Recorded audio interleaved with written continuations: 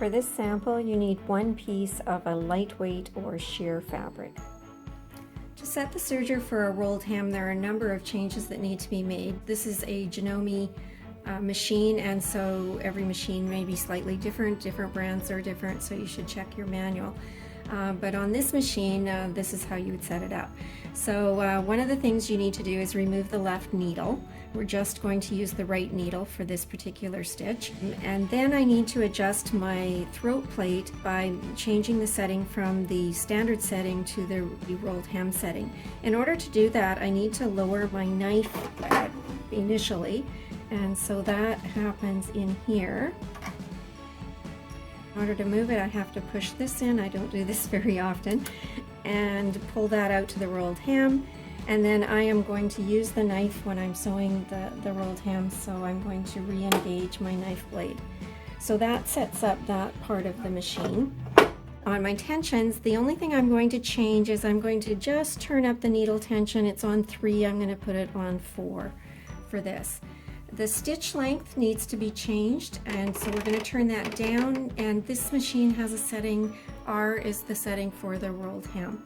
And the other thing we need to change is this one. It's a standard setting, and we're going to move that over to a rolled hem setting. For a rolled hem, once your machine is set, you are simply stitching and the machine does all the work. Now, I recommend that you cut off at least 6 to 8 millimeters when you do rolled hems. If you're too close to the edge, it's very easy to sew off the edge, and you want to get a nice finish that goes completely around the edge that you're covering, because if you stop and start in the middle, it's virtually impossible to make that invisible.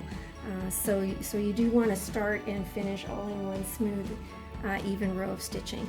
So I've got this lined up. There's actually some guidelines up here, and I have it at approximately 1.3 centimeters, so I'm cutting off about 6 to 8 millimeters.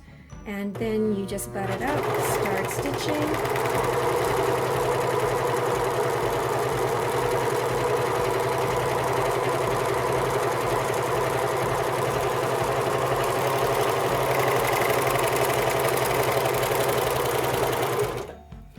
And again, leave some tails. Now on a rolled hem, I do recommend that you go a little slower than you might normally, because it is delicate and you want a nice even stitch. And you can see how my thread has covered the edge. Now normally, of course, I would use black with this, but I wanted you to be able to see it.